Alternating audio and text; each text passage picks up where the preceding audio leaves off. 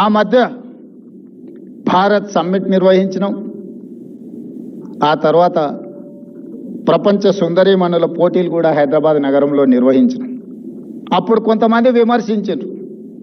వాళ్ళు పర్యటనకు వచ్చినప్పుడు కమాండ్ కంట్రోల్ రూమ్ కానీ సెక్రటేరియట్ కానీ ఇతర కట్టడాలన్నీ మేం కట్టినవే చూపించినావు కదా, నువ్వేం చేసినావు అని. పాపం వాళ్ళకి తెలియదు ఏంటంటే 109 దేశాల నుంచి ప్రపంచ సుందరీమణులు ఆ దేశ ప్రతినిధులు వస్తే 109 దేశాల సుందరీమణులతో పాటు ఆ దేశ ప్రజల్ని జయ జయ హే తెలంగాణ గీతం నేను పాడించిన. ఇంతకంటే గొప్ప అవకాశం. ఇన్ని దేశాల ప్రతినిధులను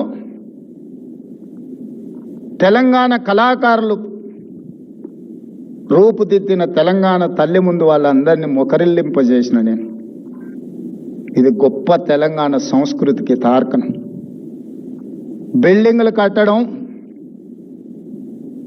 మా అందేశ్రీ అన్న మేస్త్రిగా కూడా బిల్డింగులు కట్టగలడు.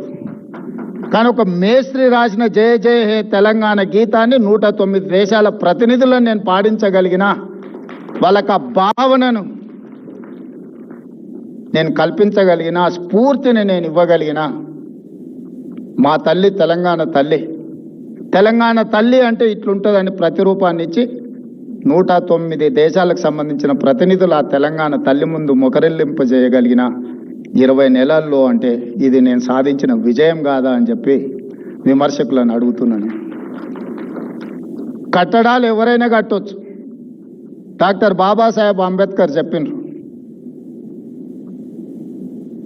అద్దాల మేడలు రంగుల గోడలు అభివృద్ధి కాదు, సంక్షేమము అభివృద్ధి చివరి పేదవాడికి చేరినప్పుడే అది విజయం అని. ఈరోజు కొద్దిమంది అద్దాల మేడలు రంగుల గోడలు చూపించి ఇదే తెలంగాణ నమూనా, ఇదే తెలంగాణ అభివృద్ధి అని చెప్తుండ్రు. ఆ అభివృద్ధికి నేను మా అందేశ్రీ అన్న వ్యతిరేకం. పేదవాడికి ఆత్మ గౌరవంతో తలెత్తుకొని ఈరోజు ప్రతి పేదవాడు గ్రామాలలో సొంత ఇంటి కళ ఆత్మ గౌరవం. 4.5 లక్షల కుటుంబాలకు ఇందిరమ్మ ఇండ్లు ఇచ్చి ఇల్లు కట్టుకొని సొంత ఇంటిలో పేదవాడు ఆత్మ గౌరవంతో ఇవాళ ఎవరైనా ముఖ్యమంత్రిని చూడటం కాదు, ముఖ్యమంత్రిని కలవచ్చు, ముఖ్యమంత్రికి చెప్పుకోవచ్చు. రాచరికం నుంచి ప్రజాస్వామ్యం వరకు ధర్మగంట ఉండేది. రాచరికంలో కూడా రాజుకి ఏమైనా చెప్పుకోవాలి బాధ ఉంటే సామాన్యులకు ధర్మగంట ఉండేది. ధర్మగంట కొడితే బయటికి రాజు వచ్చి ఏంది నీ సమస్య అని అడిగేవాడు. కానీ ప్రజాస్వామ్యంలో ప్రజలు కలవడానికి అవకాశం ఇవ్వని ముఖ్యమంత్రుల నుంచి ప్రతిరోజు ప్రజలలో ఉండే అవకాశం నాకు ఇచ్చి ప్రజల సమస్యల్ని పరిష్కరించడానికి గొప్ప అవకాశం వచ్చింది అని అంటే శ్రీకృష్ణ భగవానుడు బోధించిన తత్వానికంటే ఇంకా ఏం గొప్ప విషయం ఉన్నది. అందుకే ఈరోజు